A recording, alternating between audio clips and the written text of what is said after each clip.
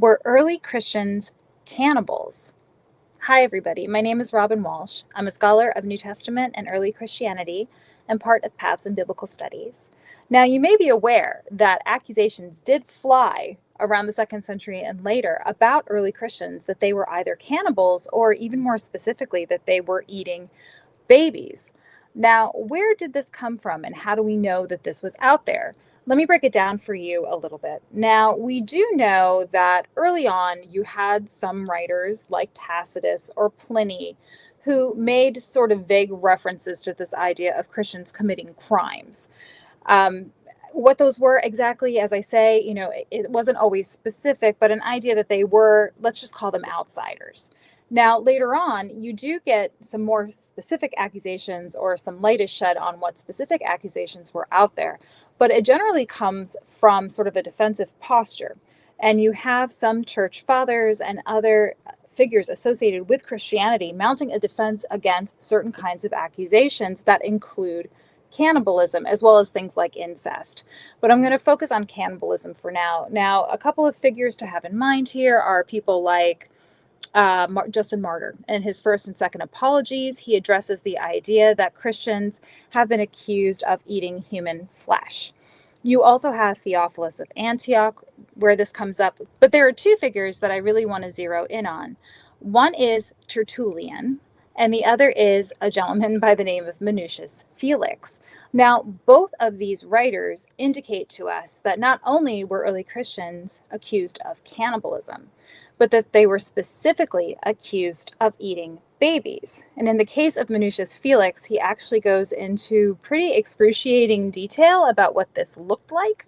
And I won't repeat it all here.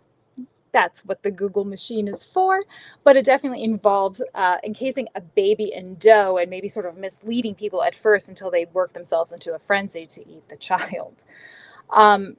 Now, why would this be out there in the ether? Obviously, it's not true. Now, some might say it's because of the actual Christian creeds that were out there, and it's sort of like a game of telephone that people are making a mistake about what they're hearing about this sort of new group, outsider group. So that would include things like, I hear they eat the body and blood of the sun, right? You can imagine how that might actually translate itself into some kind of misunderstanding. I've also seen some scholars speculate that even that charge of incest that I mentioned before, that might have been because they were calling each other brother and sister, although I think for the most part what we see in the text is that actually adelphoi, the word brother, is used more than brother and sister, but certainly women were part of the movement.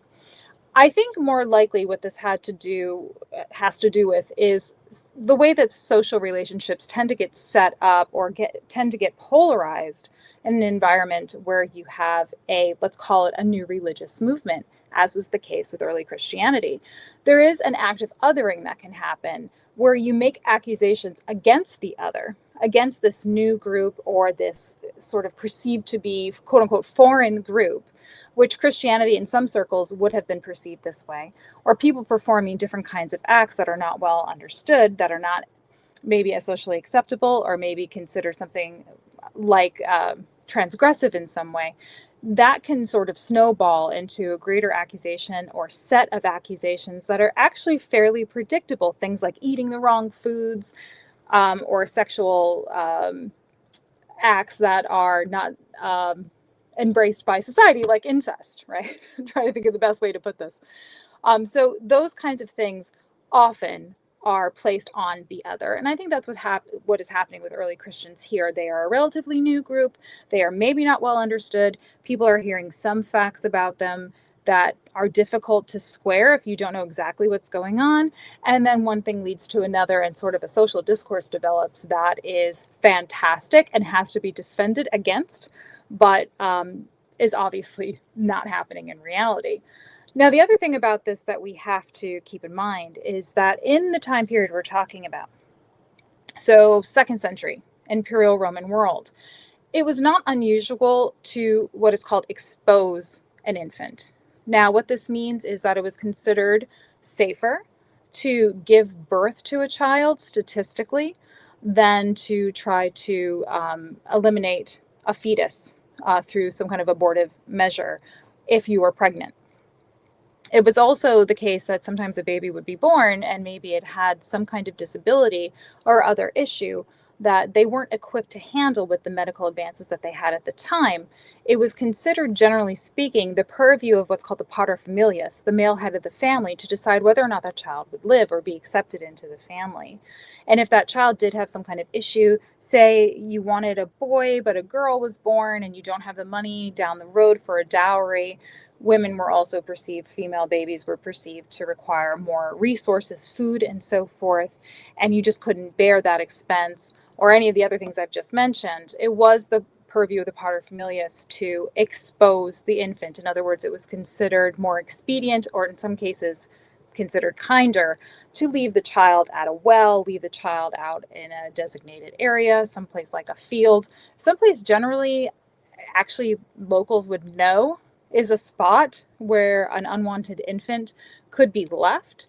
And people would sometimes take those children. Often, unfortunately, they were taken into enslavement if you wanted to not have to pay for an enslaved person and just pick up a baby from one of those areas. Sometimes the babies were, in fact, they passed maybe from exposure or by some other means. I think there's a well in Bath that archaeologically has been shown to have a number of skeletal remains of infants. So this was common practice, unfortunately, in the ancient world. What that means is that there was actually a ready supply, I hate to put it this way, but of infants. And if you want to accuse a group of cannibalism, I can see how it quickly comes to baby eating, because you would have been aware that infants were available and not hard to procure in the ancient world in some sense. But that said, obviously, these were accusations that we have to consider inside of a larger act of that kind of, as I mentioned, othering of social groups, in this case, a religious group. And so obviously not true, but this is where it comes from. Difficult subject, but we do tackle difficult subjects over at the Biblical Studies Academy. Go check out bartehrman.com/BSA Learning. We have all kinds of posts. We talk about everything under the sun having to do with the Bible there. I hope that you'll join us, and thank you for working with me through a difficult subject matter. But again, it's bartehrman.com/BSA Learning.